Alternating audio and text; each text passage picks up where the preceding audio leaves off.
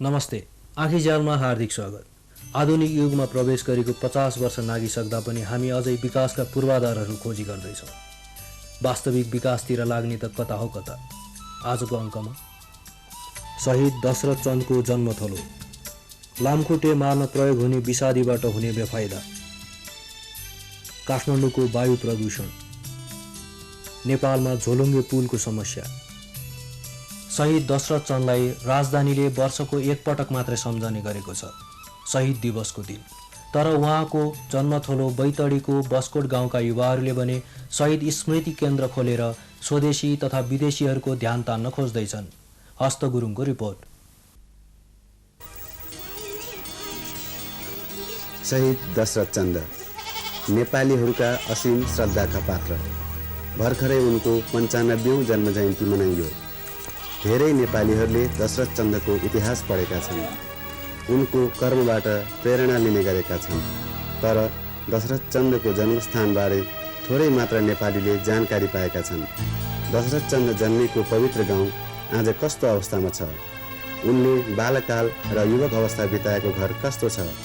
यही खुल्दुली लिएर आँखीझ्याल टोली गएको असार 16 गते बैतडी जिल्लाको बस्कोट गाउँ पुगेको थियो। नेपालको सुदूरपश्चिमाञ्चलको महाकाली नदीको किनारमा दशरथ चन्दको गाउँ बस्कोट छ। यो गाउँ बैतडी जिल्लाको सदरमुकाम दशरथ नगरपालिकाबाट दक्षिणतर्फ पर्दछ। यो बस्कोट गाउँ हो। शहीद दशरथ चन्द यही गाउँमा जन्मनु भएको थियो। उहाँको युवक अवस्था यही भेगमा बितेको थियो। यही जन्मनु भएको यसै घरमा, यसै ठाउँमा। फेरि बनारसमा पढ्नुभयो। बनारसबाट फेरि वर्ष दिनमा फेरि बराबर यहाँ आउने सबैसँग सम्पर्क राख्ने, केटाकेटीहरूलाई पनि राम्रो मान्ने, वृद्ध मानिसलाई पनि जम्मा गरेर कुरा गर्ने, राजनीतिहरूको विरोध गर्ने, त्यस्तो उहाँको बानी थियो। दशरथ चन्द जन्मेको ठाउँ चाहिँ यो हो। यहाँको घर सारेर यो घर बनाइएको हो। दशरथ चन्दको जन्म दिवस र शहीद दिवस यही घरमा मनाइन्छ।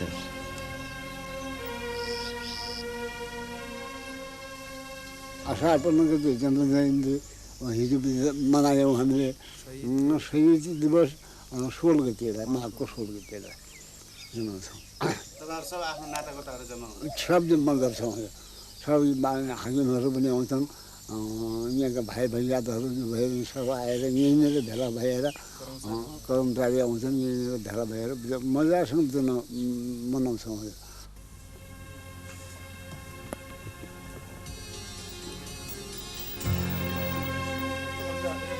यो कोठा दशरथ चन्दको सुत्ने कोठा थियो। अहिले यो फोहरले भरिएको छ। यो कोठा चाहिँ दशरथ चन्दको पढ्ने कोठा हो। यसलाई अहिले पूजा कोठा बनाइएको छ। दशरथ चन्दको घरलाई अहिले सार्वजनिक सम्पत्ति बनाइएको छ र यसको संरक्षण गर्ने प्रयास गरिएको छ।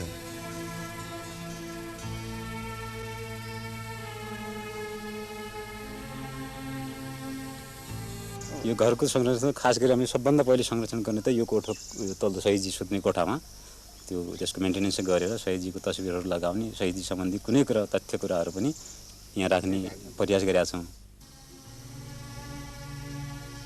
दशरथ चन्दको गाउँ अझै पनि दुर्गम र पिछडिएको छ। पोहोर सालसम्म यहाँ पुग्ने बाटो थिएन। बैतडी पुग्ने नेपालीहरू पनि दशरथको गाउँ पुग्न सक्दैनथे। कतिलाई त थाहा पनि हुँदैन थियो। अहिले एउटा गोरेटो खनिएको छ। यो खास सडक आउने पनि मुख्य कारण यो अहिले भइरहेछ यो स्मृति केन्द्रको प्रयासबाटै हो। स्मृति केन्द्रले विशेष पटक दबाब दिँदाखेरि जिल्ला विकास समितिले पटक रिक्वेस्ट गर्दाखेरि जिल्ला विकास समितिले सुरुवात गरिदिएको हो। अहिले शहीद दशरथ चन्दको जन्मस्थान चाहिँ त्यहाँ जहाँ घर छ त्यहाँसम्म पुर्याउनलाई चाहिँ के भन्दाखेरि यता हाम्रो यो रोड चाहिँ उता भइराखेको हो, झुलाघाट जाने रोड। यसलाई साइड रोडको हिसाबले त्यहाँ गयो भनेदेखि अब शहीद दशरथ चन्दको त्यो ठाउँमा जानलाई मानिसहरूलाई धेरै सुविधा पुग्ने भयो र चाहिँ के भनेदेखि शहीद दशरथ चन्दको अब स्थान नै अब यहाँ त्यतिका परिचित पनि भइरहेको थिएन। त्यसलाई चाहिँ हाम्रो चाहिँ कोसिस भइरहेको छ।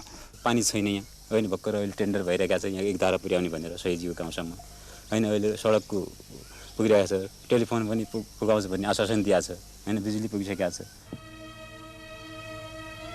यहाँका युवकहरूले शहीदको गाउँप्रति स्वदेशी र विदेशीहरूको ध्यानाकर्षण गर्न शहीद स्मृति केन्द्र खोलेर विविध गतिविधि सुरु गरेका छन्। दशरथचन्द हाम्रो गाउँको हो भन्ने हामीलाई थाहा थियो, तर दशरथचन्दको बारेमा कुनै कार्यक्रम थिएन। दशरथचन्दको जन्म जयन्ती कहिले भन्ने कुरा पनि भर्खर 2 वर्ष स्मृति केन्द्र खोलेपछि मात्रै सुरु भयो। विभिन्न कुराले दशरथचन्दलाई यहाँको जनताले भन्न लागेको थियो। सबभन्दा ठुलो कुरा जनताले भन्दा पनि सरकारहरूले, अहिलेसम्म आएका जम्मै सरकारहरूले दशरथचन्दलाई पटक्कै भुलिसकेको थियो। शहीदहरूमा पनि अब 3 जना शहीद उपत्यकाको, त्यो बेलाको 1 जना बैतडीको, तिनीहरूको सम्मानमा पनि अलिक पक्षपातपूर्ण रह्यो सबै सरकारको थियो, अहिलेसम्म पनि चलिरहेको छ। त्यही हिसाबले हामीले स्मृति केन्द्र मार्फत एउटा दबाब बनाउने, दशरथचन्दलाई कसरी चिनाउने त, यहाँको जनता जो जहाँ दशरथचन्द जन्मेका हुन्छन् माटोमा, कसरी दशरथचन्दलाई चिनाउने? अहिले त प्रत्येक मान्छेलाई थाहा छ यो एरियाको दशरथचन्द भनेको को हो भन्ने। तर 3 वर्ष अगाडि तपाईँहरू आइदिएको भए दशरथचन्द भनेको को हो भनेर यहाँ प्रश्न गर्दाखेरि थाहा पनि कम थाहा पाइन्थ्यो। यी युवकहरूको जाँगर र सफलतासँगै दशरथचन्दको जन्मस्थानको सफलता जोडिएको छ। शहीद स्मृति केन्द्रलाई सफलताको कामना।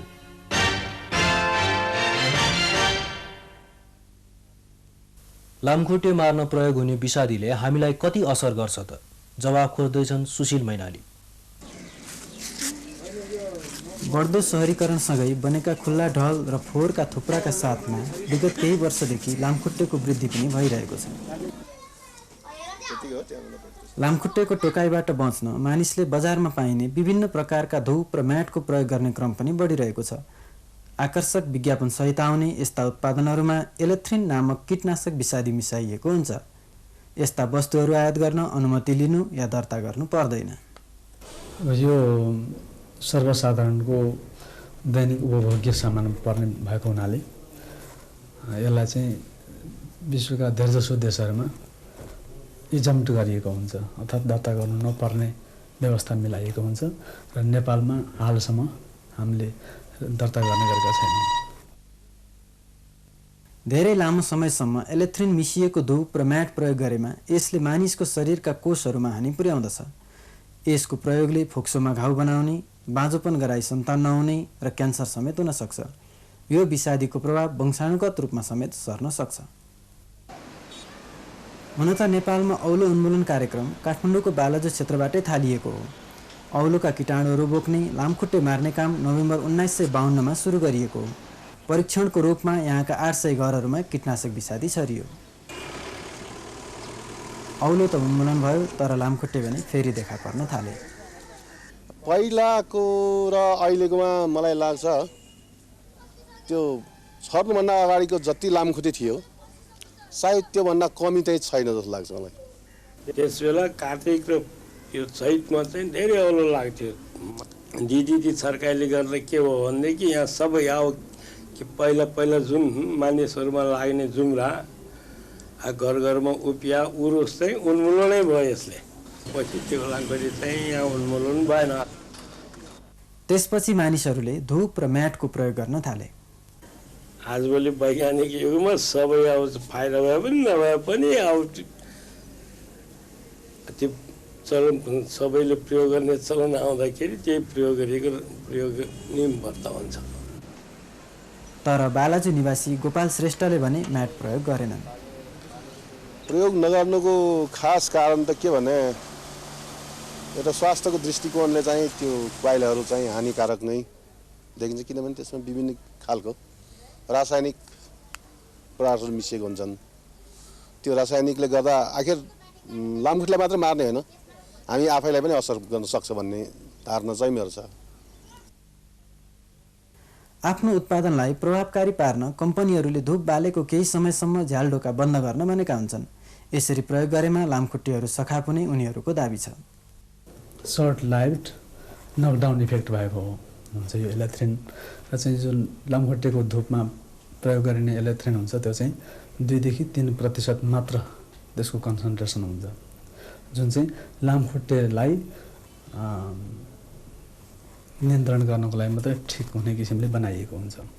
त्यसो भनेर अब रातभर चाहिँ मतलब झ्यालढोका थुनेको कोठामा रातभरि बालेर सुतेपछि के हुन्छ भने त्यहाँ बस्ने मान्छेलाई पनि असर गरे हुन्छ, भित्री रूपमा असर गरे हुन्छ, आन्तरिक रूपमा। त्यसो भए लामखुट्टेबाट बच्ने उपाय के हो त? को धुप जलाउने समय भएपछि त्यो झ्यालढोका सबै थुन्ने अनि 3 घण्टा 4 घण्टा जति त्यो धुप जलाइदिने। त्यसपछि त्यहाँ भित्र भएको लामखुट्टे चाहिँ त्यहाँ नकडाउन हुन्छ होइन, बेहोस हुन्छ, त्यसलाई बटुलेर बाहिर फालिदिने। अनि त्यसपछि बाहिरबाट जालीबाट छिरेर आउन सक्दैन। यदि हाम्रो चाहिँ झ्यालढोकामा जाली राख्न सक्ने अवस्था छैन अथवा चाहिँ त्यो प्रोभिजन छैन, त्यो व्यवस्था छैन अथवा जाली राख्न मिल्दैन भने त्यस्तो अवस्थामा झुल्नै सबैभन्दा उत्तम उपाय हो। सस्तो, सरल होइन, सुरक्षित सर्वोत्तम उपाय चाहिँ झुल्नै हो।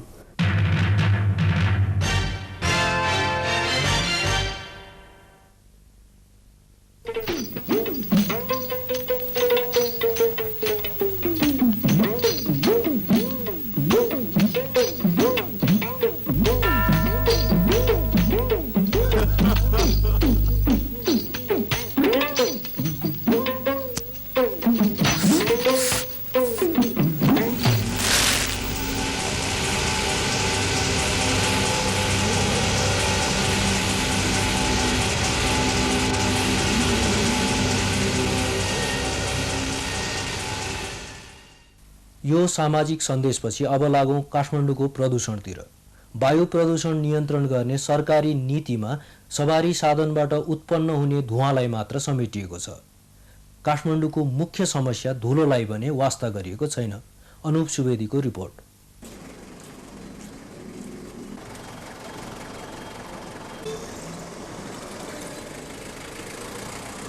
मेरो नाम तिलक शशाङ्क, म एसओएस हार्मन माइनर स्कुल सानोठीमा विज्ञान पढाउँछु। काठमाडौँको वातावरण प्रदूषित हुनु त स्वाभाविकै हो। अब भन्नुहोस् न, काठमाडौँभन्दा बाहिरतिरको वातावरणमा हामी बस्न चाहेर पनि बस्न सकिरहेका छैनौँ। काम छैन, सबै कुरा त सेन्ट्रलाइज छ, काठमाडौँमै छ जम्मै कुरा। बाहिरतिर चाहिँ काम पाइँदैन। त्यसले गर्दाखेरि त स्वाभाविक रूपमा चाहिँ यो कुरा थाहा पाइ पर्यो भने चाहिँ बस्नुपर्छ। तिलक शशाङ्क जस्तै काठमाडौँवासीहरू नचाहेर पनि प्रदूषित वातावरणको सम्पर्कमा रहेका छन्। आज वायु प्रदूषण काठमाडौँ उपत्यकाको लागि जोगै भएको छ। यो काठमाडौँको वायु प्रदूषण विषयमा 93-4 मा स्टडिज भएपछि प्रदूषण चाहिँ निकै हाई छ र बढ्दै गइरहेछ भनेर चाहिँ स्टडिजबाट देखियो। काठमाडौँमा वायु प्रदूषण यहाँ गुड्ने सवारी साधनबाट निस्कने धुवाँ, विभिन्न कल कारखानाबाट निस्कने धुवाँ र धुलो, विभिन्न प्रकारका फोहोरहरू र सडकमा उड्ने धुलोको कारण बढ्दै गएको छ। काठमाडौँ उपत्यकाको सडकमा हरेक दिन 1 लाखभन्दा बढी सवारी साधनहरू गुड्ने गर्छन्। ती सवारी साधनबाट निस्कने धुवाँ वायु प्रदूषणको लागि प्रमुख रूपमा जिम्मेवार भएको सरकारले ठहर गरेको हुनाले सवारी साधनबाट निस्कने धुवाँ निश्चित मापदण्डभित्र हुनुपर्ने गरी निश्चित मापदण्ड तोकिदिएको छ। परीक्षणमा यो मापदण्डभित्र पर्ने सवारी साधनलाई पास भएको भनी हरियो स्टिकर र मापदण्डभित्र नपर्ने सवारी साधनलाई फेल भएको मानी रातो स्टिकर दिने गरिएको छ। रातो स्टिकर भएका सवारी साधनहरूलाई रामशाह पथ, त्रिभुवन अन्तर्राष्ट्रिय विमानस्थल र सरकारी कार्यालयहरूका परिसरभित्र गुड्न रोक लगाइएको छ। रातो स्टिकर पाएका सवारी साधनलाई न्यू रोड र दरबार मार्गमा गत जेठ 1 गतेदेखि गुड्न नदिने भन्ने सूचना प्रकाशित भएको थियो, तर हालसम्म सो कुरा लागू भएको छैन। यो चाहिँ सरकारको एउटा नाटक जस्तै मात्रै हो। अब भन्नुहोस् न, पुतली सडकको यहाँदेखिको त्यहाँ सिंहदरबारसम्म त्यतिलाई पोल्युटेड एरिया चाहिँ रोकिदिएर पोल्युसन त कम हुँदैन नि। धुवाँको मापदण्ड परीक्षणमा मापदण्डभित्र पर्ने सवारी साधनहरू मात्रै पास भएका हुन् भन्न सकिने स्थिति भने छैन। यो सार्वजनिक सवारीका साधनहरू ट्याक्सी, टेम्पोहरूले के गर्ने भनेदेखि जस्तो त्यसको तेलको जुन ऊ हुन्छ नि फ्लो अलिकति घटाइदिने, जुन धुवाँ आउने मात्रा कम गरिदिने कि त्यो मेकानिक्स कहाँ लगेर अनि त्यो ठ्याक्क ल्याएर यहाँ त्यो धुवाँ आउने मात्रा तेल ट्युनिङ गरिदिएपछि त यहाँ आएर त्यो जाँच गर्दा मेसिनले त त्यो धुवाँ नआएपछि त त्यसमा धुवाँबाट आउने जुन प्रदूषित चिजहरू नि त्यो त नेचुरली आउने भएन नि। त्यस कारण यहाँ पास हुने भयो। त्यस्तो किसिमको कारबाही भएको कारणले गर्दा हामी भ्याली ट्राफिक पुलिस अफिसले अहिले के गरेको छ भने अन द स्पट जस्तो टेस्ट गर्ने हामीले चाहिँ गरेका छौँ। सवारी साधनको इन्जिनभित्र पेट्रोल बाल्न मद्दत पुगोस् भनेर सिसा मिसाइएको हुन्छ। त्यो सिसा धुवाँसँगै बाहिर निस्कन्छ। सिसा अत्यन्त हानिकारक वस्तु हो। सिसाको प्रदूषण कम गर्न सिसारहित पेट्रोलको प्रचलन सुरु भएको हो। काठमाडौँमा एक ठाउँमा मात्र रत्नपार्क स्थित साझा पसल सेवाको पेट्रोल पम्पमा सिसारहित पेट्रोल बेच्न थालिएको छ। सिसा भएको पेट्रोल हरेक दिन 4000 लिटर बिक्री हुने यो ठाउँमा सिसारहित पेट्रोल 200 लिटर पनि बिक्दैन। सिसारहित पेट्रोल प्रयोग गर्न सरकारले न विशेष प्रोत्साहित गरेको छ न यसको प्रयोग अनिवार्य पारेको छ। यसमा चाहिँ म यहाँ चाहिँ सहमत छु, किनभने पोलिसी र जुन सँगसँगै जानुपर्ने हो, पोलिसी केही समय पहिले आउनुपर्छ होइन, एकदमै नयाँ आउनेलाई चाहिँ अन्यले मात्रै आउनु भनेर आउनुपर्छ, त्यसपछि त्यो अनुसारले सर्टेन टाइम पछि यो लागू हुन्छ भनेर गरेर अनलिमिटेडको डिस्ट्रिब्युसन पनि हुनुपर्ने हो। सरकारले काठमाडौँको वायु प्रदूषण कम गर्नको लागि सवारी साधनको धुवाँको मापदण्ड तोकी परीक्षण गरे पनि पास हुने र फेल हुने दुवै थरी सवारी साधनहरू सडकमा गुडिरहेका छन्। सरकारले वायु प्रदूषण कम गर्न अगाडि सारेको नीतिमा खोट देखिएको छ। विभिन्न समयमा भएका अध्ययनहरूले काठमाडौँको हावामा विभिन्न प्रकारका धुलोका कणहरूको मात्रा अत्यधिक धेरै भएको देखाएका छन्। नेपाल वातावरण तथा वैज्ञानिक अध्ययन सेवा नेस भन्ने संस्थाले जेठ 2 गते काठमाडौँको हावाको स्तर सम्बन्धी एउटा रिपोर्ट प्रकाशित गर्यो। सो रिपोर्ट अनुसार काठमाडौँको हावामा धुलोका कणहरू विश्व स्वास्थ्य सङ्गठनले तोकेको स्तरभन्दा 7 गुणा बढी पाइएको छ। गाडीजन्य चिजहरूबाट आउने धुवाँले पनि पल्युसन गर्छ र त्यसलाई पनि नियन्त्रण गर्नुपर्छ भन्ने। तर काठमाडौँमा के हुन्छ भने धुलोजन्य कणहरूको मात्रा विश्व स्वास्थ्य सङ्गठनले तोकेको भन्दा धेरै गुणा मात्रामा बढ्दछ। भन्दा धुलो आउने भने चाहिँ त गाडी मात्रै हो, किन गाडीले दिने भने त टोटल पल्युसन लोडमा गाडीले दिने धुलो भने 10% मात्र। सडकमा सवारी साधनको गति कम हुनु, सडक सफा नहुनु र विभिन्न किसिमका फोहोरहरूको सही व्यवस्थापन नहुनुले धुवाँ र धुलो बढाउन मद्दत पुगेको छ।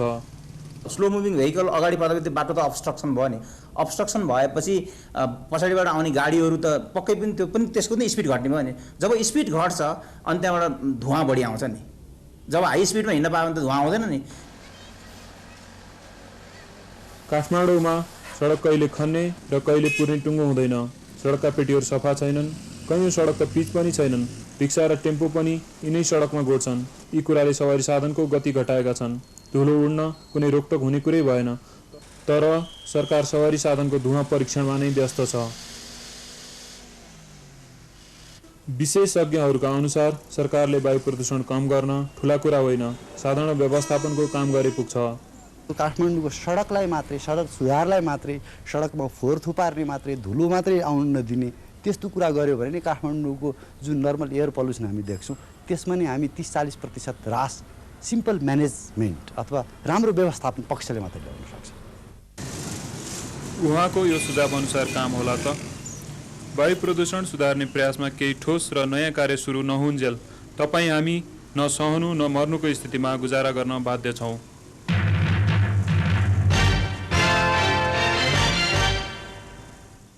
पैदल यातायातलाई सुलभ बनाउन 40 वर्ष अगाडिदेखि विदेशी समेतको सहयोगमा झोलुङ्गे पुल बनाउन थालियो। तर अझैसम्म पनि नेपालका धेरै ठाउँका मानिसहरूले नदी तर्न धेरै कठिनाई भोगिरहेका छन्। मोहन मैनालीको रिपोर्ट। ।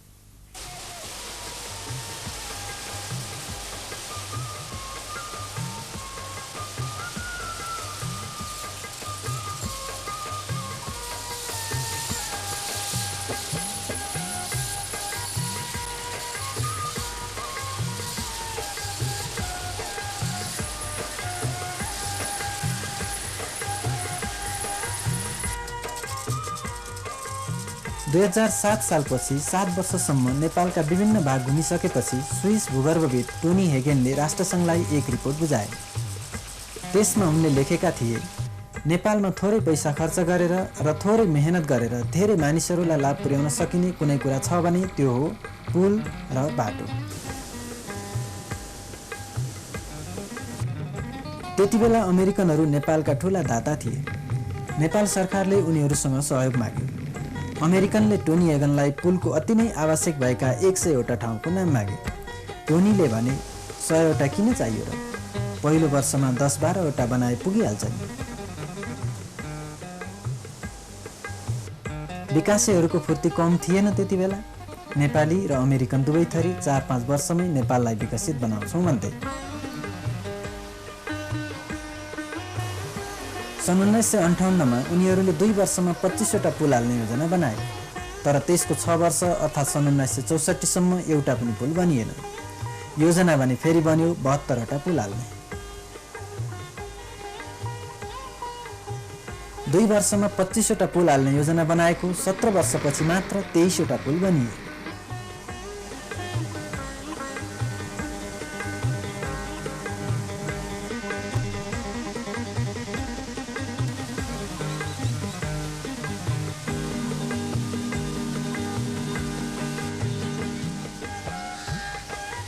नेपालमा पुल बनाउने काममा विदेशीले हात हालेको 39 वर्ष बित्यो, तर तुलनात्मक रूपमा नेपालका अन्य भागभन्दा विकसित पूर्वी भेगमा समेत अझैसम्म पुलको अभाव छ।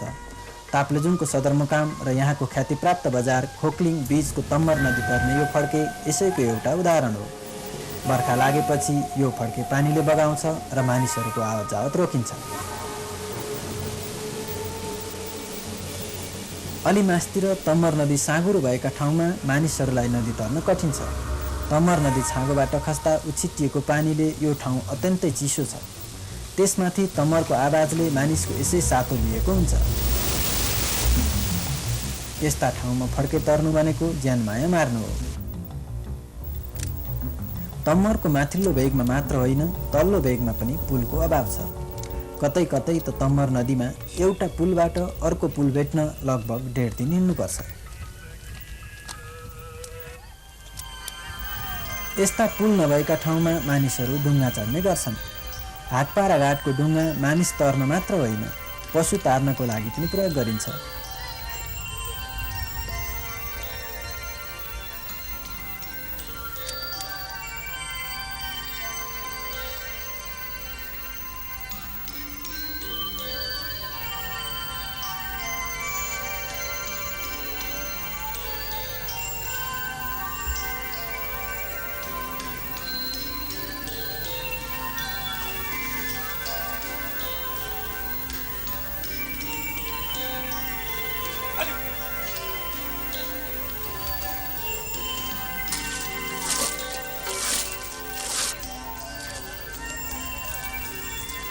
काठका ढुङ्गा पानीमा बस्दा लामो समय टिक्दैनन्। यस्ता ढुङ्गामा चढेर नदी तर्नु खतरा हो। यस घाटमा केही वर्ष अघि ढुङ्गा पल्टेर 4 जना मान्छेको ज्यान गयो।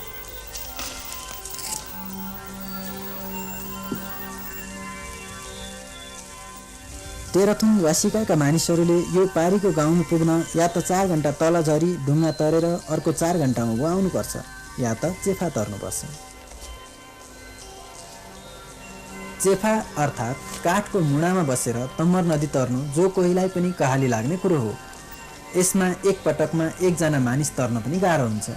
अलि मोटो मानिस बसेपछि चेफा पानीमा डुबौँ कि उत्रौँ गर्न थाल्छ।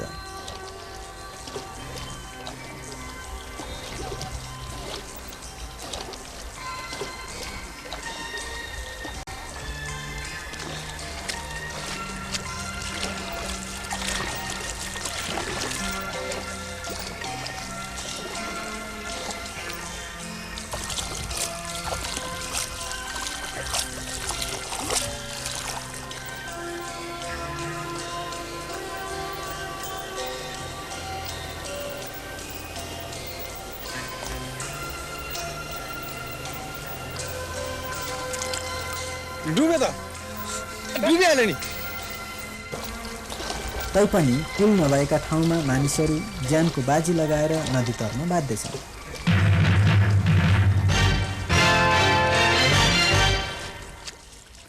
हाम्रो विकासको यो विडम्बनासँगै आजलाई बिदा पाऊँ। अर्को अङ्कमा फेरि भेटौँला। शुभरात्रि।